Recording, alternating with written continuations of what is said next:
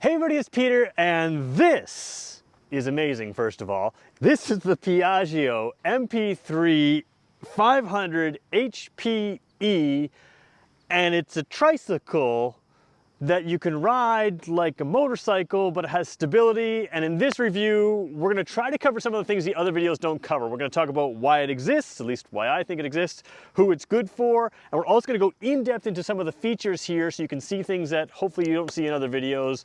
And it's weird and it's wonderful, and I'm kind of infatuated with it because it's just something I had to try, and now I have just before I filmed this, and that's why I have a big grin on my face, and I think that's what this is about. So, first of all, where are we? We are at Jim Gilbert's Wheels and Deals, Jim Gilbert's Power Sports. They sell this exact vehicle. This one happens to be a 2021 model. It's slightly used, so it's technically a used vehicle for sale. If you want the new one, there are some updates to the new one. We can talk about that one when I see it for the first time. But this was here, I had to drive it, so that's what we're gonna do. We're gonna talk about it. All right, Jim Gilbert's Wheels and Deals, first of all, Fredericton, New Brunswick, that's where you should buy. And they give me access to their full inventory. And if you're watching this video for the first time, if you have questions about this vehicle, I'm not gonna be able to answer every possible question in this video. However, I do have regular access to this vehicle and to other vehicles like it. So if you have questions, let me know in the comments below, and hopefully we can build a little bit of a community where your questions get answered both in the comments and in future videos to help other people. So that's a great reason to subscribe if you wanna know more about these vehicles. All right, what is it? It is a tricycle. Well, here's some video of me driving it for an Instagram reel. I did this, and it leans while it turns, but it can be set to be stable when it's parked like it is now. And if you're good with the controls, you can actually hit the switch just in time to kind of stabilize it. But really, you should be ready when you first drive it to just drive it like a regular scooter or like a regular motorcycle. Set your feet down when you stop. Once you've driven it, probably for 5 minutes, you'll have the timing down perfectly to hit that button and have it stabilize out. So why build a complicated three-wheeled scooter when there are plenty of other options? Well, first of all, driving this thing feels exactly like a two-wheeler. So there's lots of three-wheel type things. Can-Am's got their Spyders, you've got other kinds of things that have three-wheel type things, but very few of them lean while turning. When you're behind the handlebars here and you're driving this vehicle, it feels exactly like a two-wheeled power sport vehicle. It feels like a motorcycle. It feels a little more substantial than a lot of the scooters that I've driven before. But one of the key things with two front wheels, there's really two major things.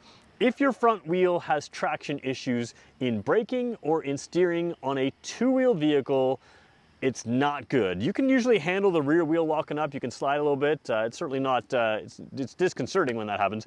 But if your front wheels lock up or lose traction, you usually just kind of fall down in a hurry. So this takes wet road riding, it takes dry road riding, gravel riding, all those kinds of things, where on a normal motorcycle you might go down in those situations. On this one you can stay upright, feel very secure. It's also great for emergency braking. You can just jam on those brakes. You've got massive dual disc brakes, which is a lot like a super bike. It's got ventilated pedal style disc brakes. We'll show you them in just a second. And that allows you to jam on those brakes, really get some traction with these wheels because you've got double the traction surfaces out front when you brake. Most of the braking in a motorcycle and any vehicle is done on the front wheels. So you've got that ability to really hit the brakes hard and stop in a hurry. And then the real purpose of this becomes it can be a real replacement for a small car because it is way more fun to drive. It's very comfortable. It really gives you the experience of being in town, in the country, driving around, those kind of things. You can see things, and it's efficient and it's easy to park, and you can put it pretty much anywhere. So let's get going into the details of this vehicle, and then we'll move on to, like I said, so we'll show some storage space, some technology, and we'll go from there. Okay, so we're gonna start in on a really tight shot. Now, first of all, like I said, this thing does lean, and it can lean even while it's parked. So there's a little switch on the dash. We're gonna show you that in a second to allow it to just do this. It's not on a center stand or anything else. It's just up like this. What you have in here are motorcycle style wheels, and they are motorcycle scooter wheels. They are rounded, not flat. That allows it to lean, and we're going to show you that in videos a little bit as we move forward. You also have these dual disc brakes, which are ABS brakes. So again, in wet traction, motorcycles can be, for the inexperienced and even for the experienced, they can be a little unpredictable and a little scary if you're not careful, or if you have to do something that you don't want to do, like jam on the brakes or you get into a corner a little too fast. So this gives you pedal style, and that means pedal style means these sort of loops on the end there. Kawasaki does this with a lot of their sport bikes, and you can see Piaggio is doing it here with their front brakes and their drilled rotors. That just basically means it's ready to dissipate heat. If you have to brake in a hurry on this thing, it is a little bit heavier than the average scooter. It is a motorcycle style vehicle. You have really good automotive quality brakes, but even your automotive brakes don't have the heat dissipation abilities of these. When you have heat dissipation, it allows that heat to escape. That means you have consistent braking. So this thing has been designed from the ground up for this reason, to jam on the brakes, to brake hard if you have to. And then the wheels, because the way the suspension works allows it to lean, you get that motorcycle feeling, but you still have 2 traction points. And that really matters, because if this one slips a little bit, this one still has grip. And if they both slip, you still have some balance, more so, definitely more so than you would have in a motorcycle. So that's kind of the initial magic here. The side profile of this MP3 is very scooter-like, but it has some advantages. The thing with a scooter is it's easy to get across. You can see that here. You can just step across there. You're not lifting your leg way over a high area. That also allows it to have a wider rear seat compared to a lot of motorcycles. This is a very, very wide seat. It's a very wide seat in the front as well. And you can see I'm tippy-toed, just with my ankles, sort of my knees bent the way they are, as a 6-footer. Now, if you're shorter than me, you can lean a little bit forward, the seat gets narrower and you can get to the ground easily. Now, having said that, you don't need to worry as much about having that real good stability, you know, with flat-footed, because as you can see, it's balancing itself. And it's really good at doing that. And when I drive, I'll show you it kind of leans, and we'll show you that in a second. But while we're here, let's show you what you can do. You have little side pegs or side foot pegs there for your rear passenger, so they can come up here and have complete luxury. I didn't put the side peg down on this side, but this is complete luxury. There is not a motorcycle out there that has a seat that matches this one. It is, you know, Goldwing style, large here in the back, and you've got good hand grips here. You can hang onto the rider, and you're raised above significantly so you can see over in front, which is very, very nice. Let's put that foot peg back up into the bodywork, sit back down here. Now, let's start this up for a second. Well, before we start it up and lean it, the overall driving position here, because you have the width and because your legs tuck inside here, the wind and the rain and the elements come around you, which means that the benefit of this 3-wheeled cycle, it allows you to have longer riding seasons. So you can start earlier in the spring if you're in Canada like we are. You can also run later into the fall. When there's wet leaves on the ground, regular motorcycles, they don't really like that. This thing, although you still have to be careful, it is capable of handling that. And that means you can drive later, which means the wind protection with the big wide windscreen and the big wide bodywork really allows you to stay warmer. Now, let's just turn it on for a second. In fact, I'm gonna start it up for a second. So we'll hit the brake here, start it up. And I'm gonna leave the parking brake on. You can see it's relatively quiet. You can probably barely hear it. I am wearing a mic up here. There's no mic down on the engine, but it is fairly quiet. I don't have to really speak louder to do that. There's a switch on the handlebar. We'll show you that in a second here, which I'm going to unlock right now. And this feels exactly like a regular motorcycle. I don't wanna lean it too far because I could drop it if I had to, but you don't really have to worry about dropping this bike because you can just hit this button on the steering wheel there and it is balanced itself. Now, what's cool about this is as you're slowing down, the little orange light in the dash will blink. That tells you that, hey, at any moment when you need to, you can tap that button on the handlebar here and I will self-balance. And when it goes solid, it is self-balancing. So although you can feel when it self-balances, you also have an indicator light that's in orange. If it's steady lit, you're balanced. That's the way it works. And you don't have to put your feet down, and it's like driving a car. But the second you pull away, it leans again like driving a motorcycle. So let's talk about that. We talked about wind protection. We talked about seat comfort. We didn't talk about storage yet. So let's do that. I can pop this up, take a look in here, and we're gonna show you what the storage is like. It's always difficult showing storage space online, on camera. I often do a teddy bear test, although the teddy bear I have today is a little larger. He'd still squish in here, but I don't like squishing my teddy bear. A couple things to note, you do have a light in here. This will fit 2 helmets, and it doesn't look super deep here, even though it is quite deep. It also is carved out in the seat to fit plenty of space. So while you're riding, your gear can go in here. When you're stopped, you take your gear, you put your helmets here, and you don't have to carry your helmets with you, which makes it a lot more like a car. If you need still more storage, you have the option of this large top case here. You can fit a helmet in there as well. So lots of storage, and it's got a backrest here, which gives you a higher backrest for your passenger. There's lots of options. This is designed to take on different types of boxes back here as well. So the storage is absolutely unmatched in a 2-wheeled vehicle. I guess it's a 3-wheeled vehicle. Now let's talk about all of the controls, and we'll start with sort of an overall glance at everything. First of all, you've got big wide mirrors here. They are wide angle mirrors. You can see it says objects in mirror are closer than they appear. That's on both sides, so that means they are slightly convex? Not concave, convex. That's right, paid attention in science class one time. Didn't think I'd have to use that in today's video. Anyways, you have a little bit of wide angle mirrors, and you have, everything is very motorcycle-like control with a large handlebar. So instead of having a thin, like metal handlebar here, it's all covered in plastic and all looks very automotive in some ways. Headlight switches are just normal high beam, low beam, and if you want to flash to pass, you can do that. You saw earlier, or maybe you didn't see, when I'm driving, only one headlight will be on. It has one headlight that on the right side of the vehicle, which is the low beam, the left side is the high beam. So they're a separate headlight on this particular model. Signal switches are here. You just switch that way, and push it to turn it off. That's typical motorcycle stuff. You've got a horn down here. It's off right now, and you've got Bluetooth pairing, which is a button down here. Over across the bottom, more audible switches. You can't see the drive and reverse switch. We'll show you that in a second when we get closer to doing that. You've got a 4-way flasher, automatic slip, or ASR. It's essentially your traction control button, and this unlock button does your pops that seat. Now I will show you down here, you do have a little grocery bag holder there, so you can, again, just like most scooters, you can hook something up there, hold your purse, hold your grocery bag, hold whatever you need in there, right near, and that just sort of slides to the side. You can lock it on, it holds it on there. So that's, again, a good spot to have luggage between your legs. And below that, this is your parking brake. You push it down and it unlocks, you pull it all the way up, and it is locked in its parking brake, which I need to have it on right now. The keys go in just the side there. We'll show you that in a second. Let's move to this side here, because this is where controls, well, one control in particular is a little bit different than in other vehicles.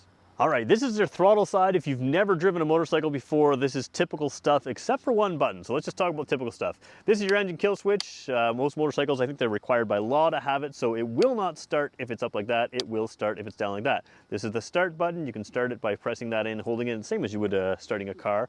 Mode button here goes through some various cycles. I think that's drive modes, or is it things in dash? I'll have to just double check my notes on that one. I don't remember. I was too busy having fun. This is the button that you need to know about. So to unlock it, it shouldn't do this right now, but to unlock it, you tap it this way, and to lock it, in other words, to put it into, holding itself upright, you just tap it that way. And like I said, this is your throttle here, your brake over here, you've got your foot brake down lower as well. But when you're slowing down, the orange light in the center dash will start to blink. I'll try to show you that in a second. And you can tap this, and when you do that, that will hold the vehicle upright. If you time it correctly. And again, you can just stop like normal motorcycles, put your feet on the ground, tap it, and it will support itself, and off you go. Once you start riding, it will release itself, allowing the bike to, again, lean left and right. Spoke earlier about the drive and reverse button. This one has that there. It's in drive right now. Just tap for reverse. It will beep a little bit when it's in reverse, so you will know for sure that you are in reverse. That's how you switch gears. And having a 3-wheel motorcycle, you can sort of roll this around like it is in neutral, but reverse is certainly helpful for something of this width and this size. Just makes it a little easier. So now let's take a look at the dash when we turn the key to the on position. You can see the warning lights up top over here. There are also sort of drive information lights down here. So this orange light here, I'm not sure, yeah, that orange light you can see there. When that is blinking, you are able to activate the ability to self-center. When it's not blinking, then you are on your own like a regular motorcycle to support the weight of it.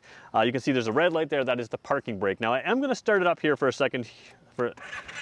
There we go.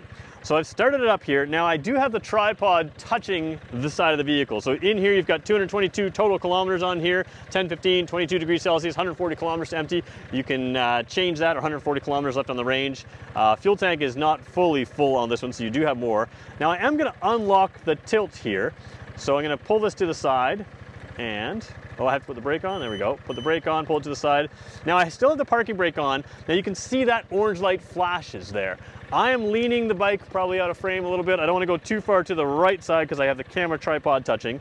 But when it's blinking like that, I can just switch that button on my left side handlebar that we were just talking about, and it beeps and it will self-level. Now it is holding itself up. To be honest, it feels like it's just a hair to the left here, but it is holding itself up. Once I release that button again, it is able to lean and come back just normally. So again, blinking, tap that button, and it's holding itself up. I am not supporting it in any way, and it is supporting itself. That's kind of how this works. All right, now the vehicle's already running. I'm gonna take off the lever. I hope you like my nice little red helmet that I have here for you. We have these available at Jim Gilbert's for all the staff to wear when we're driving around in the vehicles. All right, here's what's gonna happen. I'm going to release the ability to lean. So you can see me leaning. I'm gonna probably skip out of frame here.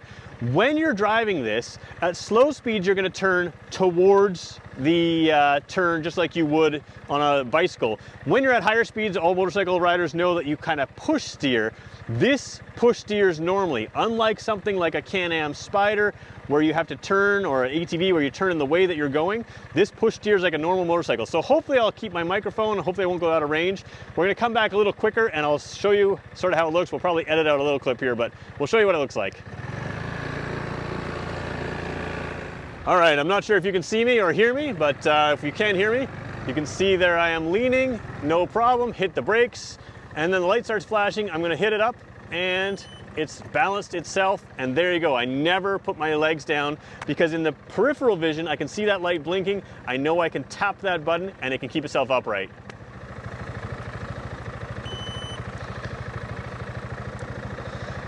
Now there is one more thing that I want to show you here.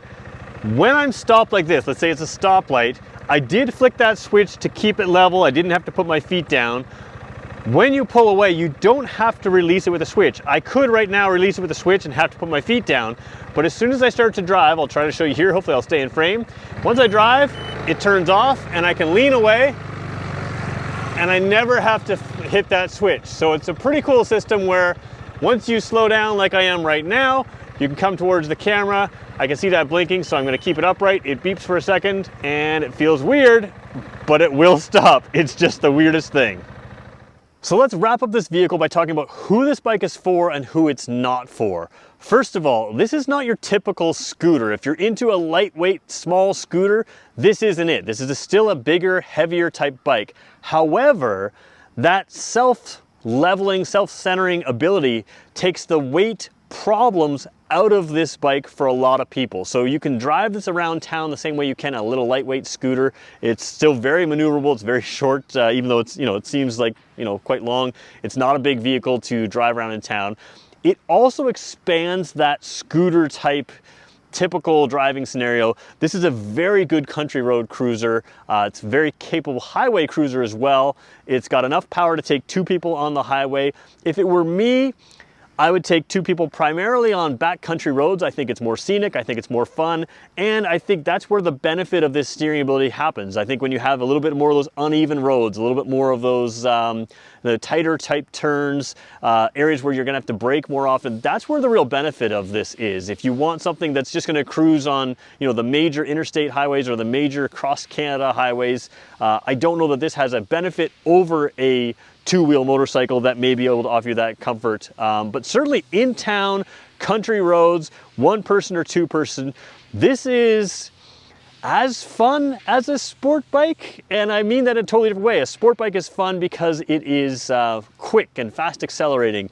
This is fun because it allows you to turn comfortably knowing that you've got that extra traction that you need. So again, it's not for the sport bike crowd. It also may be a great first motorcycle for a lot of people who maybe aren't used to having a motorcycle. Because of that ability to kind of hold itself up, the only time you feel the weight of a motorcycle, most of the time, is really when you're stopped and when you're having to move it around at a parking lot or something like that. This one kind of eliminates that for you and then still gives you a practical size. So if you're a new rider and you want a really good, comfortable two-person vehicle, this is a perfectly good option for you that I think it's efficient, it's nice and quiet so you can see and hear the traffic around you and see what's going on. I think it's a fantastic bike for people looking for a little bit of variety, a little bit of safety, a lot of weather protection, a longer riding season. It really impressed me more than I thought. So here's how these reviews work. If you have questions that I didn't answer, and I know there's things I didn't go over, ask me in the comments below. Let's create a community where you ask me questions and I create future videos and answer your questions in the comments so we can build a community of helping fill out what you want to know about these type of vehicles. Again, this is a 2021 model. It is used. It's available for sale right now at time of filming at Jim Gilbert's Power Sports here in Fredericton, New Brunswick. You can come buy it. You can come ride it. You can take it home. There is a newer version. When it comes out, we're going to update that and review that. So subscribe to the channel to see that. When we see the 2022 version work its way into our dealership here, we'll cover that as well. Want to thank Jim Gilbert's Wheels and Deals. I got bugs crawling over me. Want to thank Jim Gilbert's Wheels and Deals, Jim Gilbert's Power Sports for allowing me access to their full line of power sports, new vehicles, Tesla vehicles, all kinds of things. I say new vehicles, they're used vehicles, Vespa, Piaggio, scooters, everything. They are awesome. They make this channel possible, so I want to thank them for that. And if you want to know more about this, let me know. We'll see you in the next one.